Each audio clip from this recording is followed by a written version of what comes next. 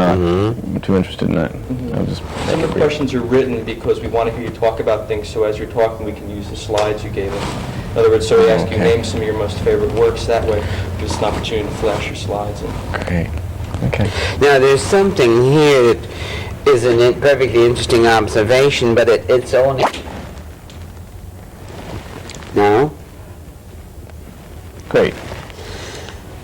Yes, well, we haven't quite finished that bit about other areas, and you have found that it's very worthwhile and rewarding to go into areas of china, glass, styling, those sorts of things which border on interior design or on interior decoration, whichever one wants to think them being part of. And you have no hesitation at all in thinking about those as being part of your work. No, because my attitude has always been, since I was a student and I left school and started my work, is that I always was never afraid of trying to get what I thought I should have. I never had fear of losing.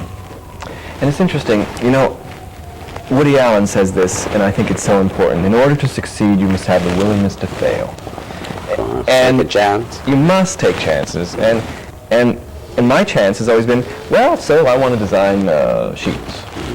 Well, you know, Vera designed sheets, Bill Blass designed sheets. Why shouldn't I design sheets? Exactly. I can design sheets just as well. And others would say, well, you can't. I mean, you're just an interior designer, or you're a decorator, or what? I said, so what? You know, it doesn't matter. It has to do with what I know. Dressing beds Go out is and something do it. I like. Go out and do it. So it's expanding like that and being able to just feel that you can do it. You know, I've lectured several times at FIT on expansion and letting yourself know that you can do anything you want to set out to do. All you have to do is to want to do it.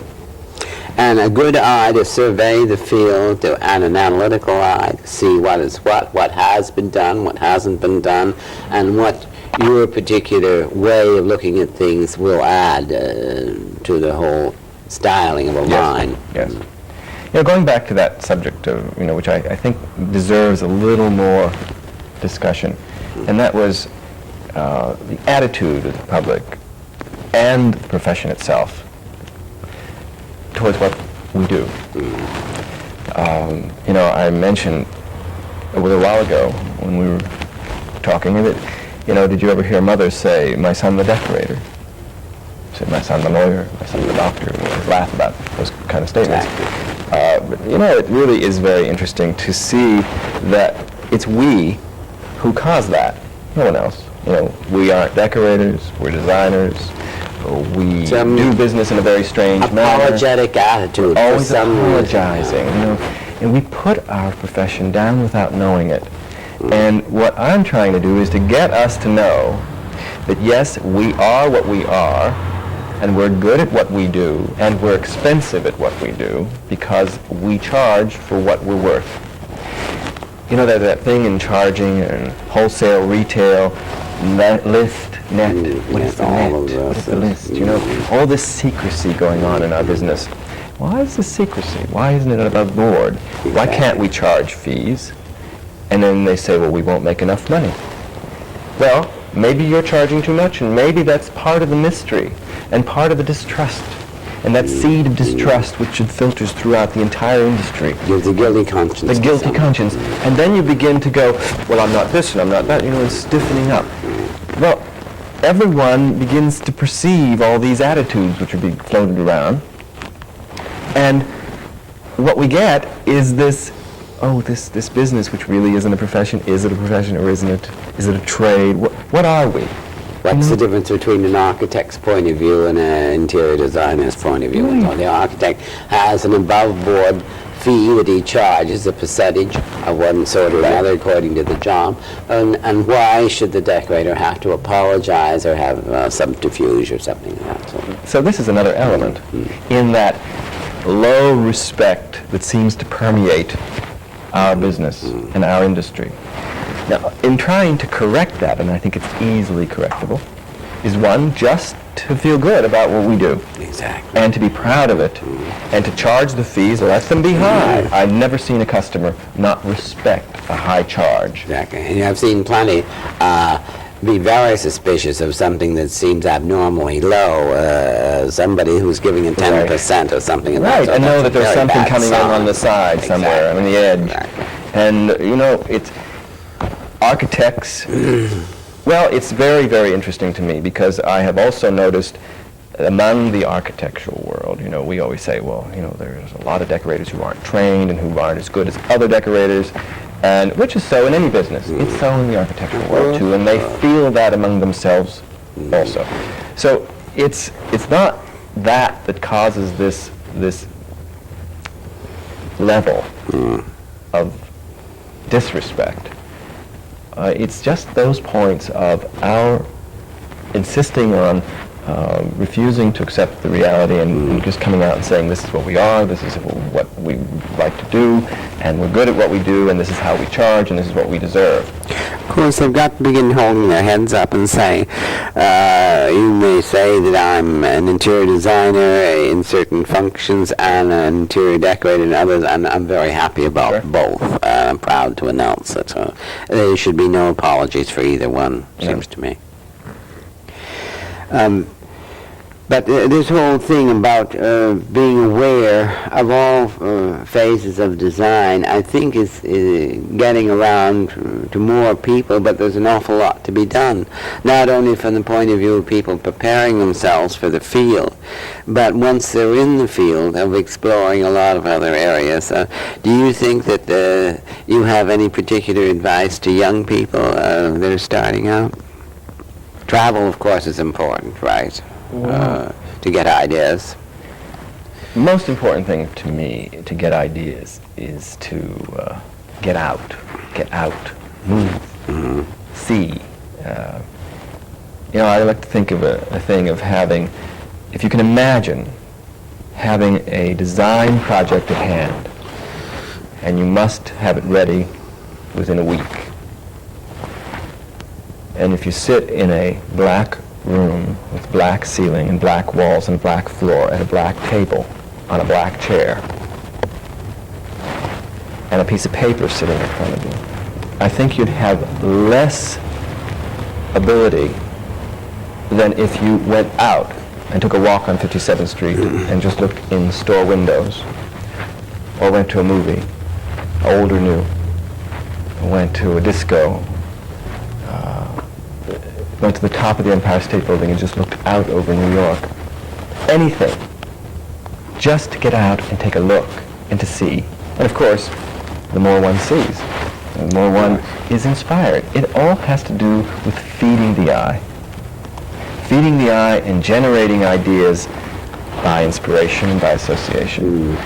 And it's not that we're copying or we're being overly inspired. All we're doing is triggering thoughts that are there. And in order to trigger those creative outputs, we need something, some kind of stimulus, something. And it's everywhere. It's everywhere.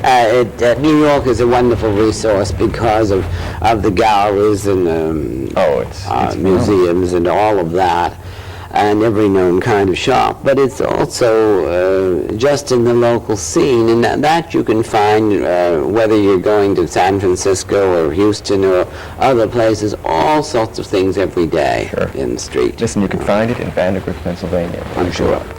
It's there Yeah. in its own, relative to what it is, but there's inspiration, there are triggers. It could be in going to the zoo and seeing an animal. Anything.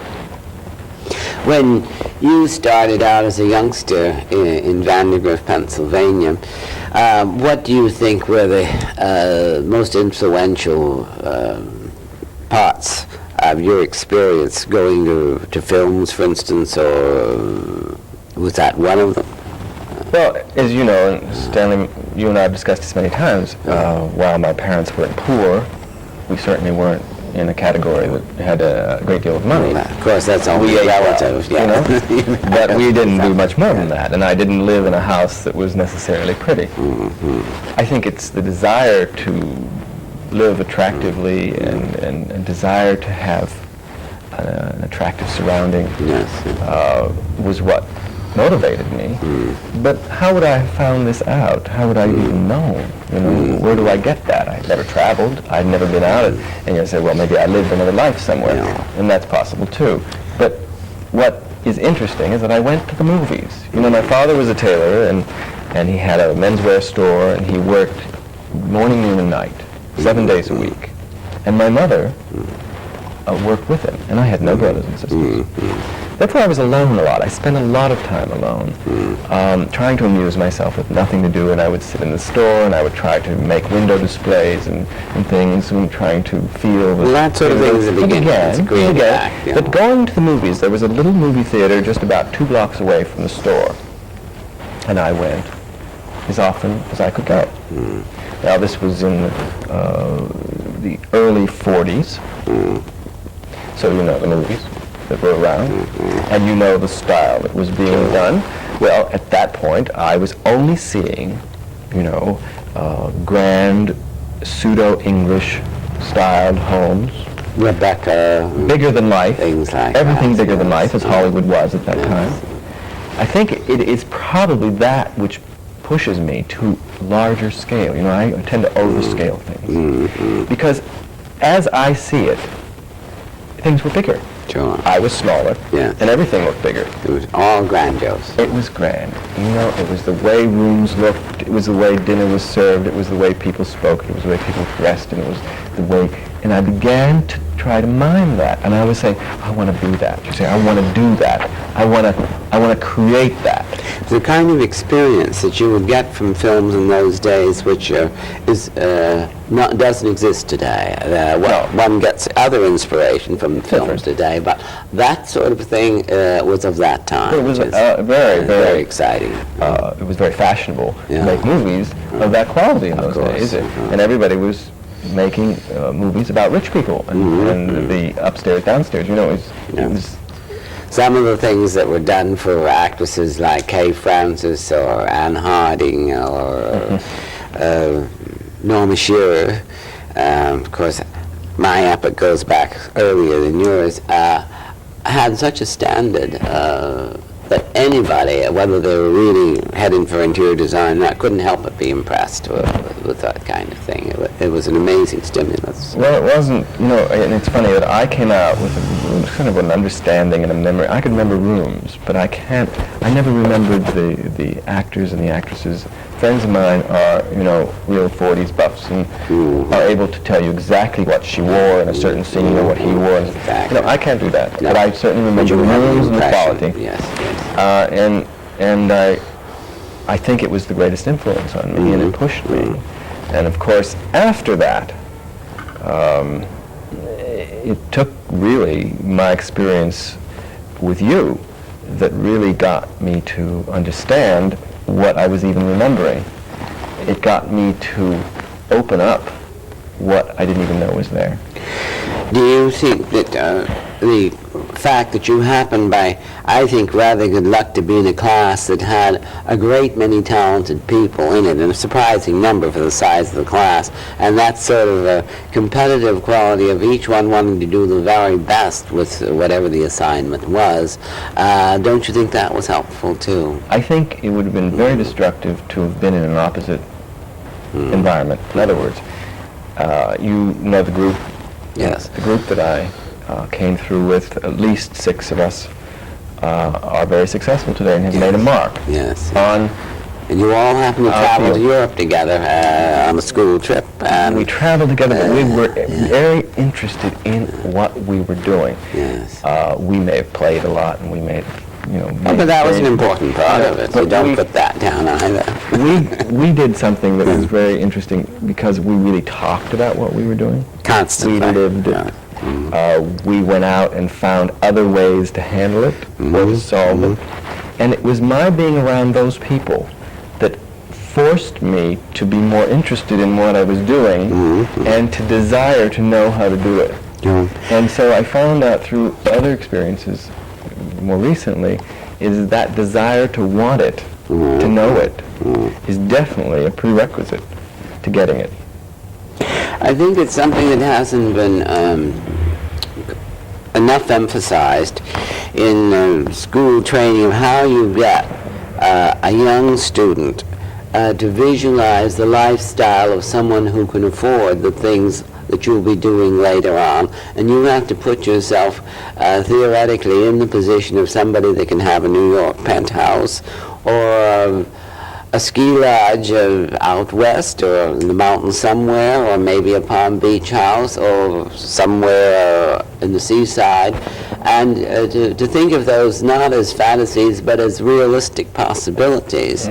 Because I've seen it happen over and over again with students at Parsons and later on at FIT, that those who don't visualize themselves on a level with future clients or possible clients never expand. They never do very much more than sit in an office and do a lot of drafting, perhaps. But if they can really visualize the lifestyle of those people, and that they can go anywhere that they want to go as far as design direction goes, as long as they think of it as in realistic terms. Yes. I think you did that right from the beginning. Well, with a lot of encouragement from the staff at that time and all the instructors, and you're being able to put it out there as to the reality of it. But more important, just doing it. I always say to people who come and interview, students coming and interviewing all the time, and I will see most anyone if I have time, and they'll say, this is what I do. I said, well, that portfolio was done 5 years ago. What have you done recently? This is someone perhaps who has not been employed yet, or who's only been an assistant somewhere. I said, look, just because you were given something to do in class, you did only what you were told to do. If you really want to be a decorator, then you got to decorate. Do some more. Do some things. Just because you had an assignment to do one room, that is only a guide to let you know what you should be testing at this moment. That is not your work for your life. What you have to do, if you really love your work, get up early and do a couple of projects on your own. Remember, this is not for Mr. Barrows. This is not for Mr. Simonetti. This is not for anybody else. It's for you. You're the one who has got to learn what you're doing. One of the most important things to do about 5 times more than anybody asks you to do. Well, you should be so thrilled. You should be so anxious to do it. See, when I see it now, it's so easy for me to say that now because now I see where I am. But I like to encourage people in any course of study. It's really what you go out to learn. Because if you really want to learn it, then it doesn't matter what the instructors are wanting you to do. You're going to do 4 times what they've given you so that you can polish up what you really want. And it's the only way to make it. And when I see a guy or a gal come in here and show me a portfolio that has something done, and I said, well, what about that? And what about that? I said, well, how about just showing me a group of things that you love? Exactly. Cut out some pictures of things you love. I don't have to see what you do, because it's very hard maybe to show me, you haven't put it out. But, do you really sit home and think about space and how you would fill it, whether it's for a public purpose or a private purpose? Do you think about what you would do with the space? Does a wall really tell you something? Does the ceiling mean something to you? How does the floor look to you? What would you do with it? The light. Well, and that whole thing of cutting out, making one's own files that you can be enthusiastic about. As you look at published work, there are certain things that you register to, there are certain things that you may find interesting only for one reason or one part of it perhaps. Nevertheless, you put these all together and you begin to have a sense of whose style is who does what and that sort of thing. And then you gradually form some sense of discrimination of who does the very best, who is not so good, and you begin forming a definite idea of what's going on in the world of design. And it's, that analysis and that sense of discrimination is one of the most important things they can do, and yet very few do it. Because there again, it's learning what exists, what has been done, checking everything out that you can check out. If you can find old magazines, look at old magazines. If you can find old books, get them. New books, present day. Know everything you can know, and then take a whole day and go to the top of the building to the bottom of the building, the design building at 979, or any other building that sells furniture, or fabrics, or things that have to do with this business. The question of being able to go into a showroom and eliminate 95% of what you see and concentrate on the 5% that is useful and so on is one of the most important things. And there are plenty of very, very successful decorators that have eliminated about 90% of everything there is because they find that's a waste of time. And yet they do wonderful work with the other 5%. You know, I think it's less than 5. It's probably less than 5, When people say, how do you operate this vast collection of things in the D&D building, etc. But there isn't so much around. Now, I'm not saying that there isn't very much good around, but there isn't so much that works for me coming through my machine. You see, it has to work for me. Yet there be something else is for someone else, and the things that I like to do, the colors that I like to paint with, are only a few. Exactly. I think that process of elimination and winnowing out the very best and then finding out what you respond to know yourself as a designer is one of the most important and in some cases one of the most difficult for some people to achieve. Yes. Is that it? It's so comfortable. Well, We're very having fun. should we be not comfortable?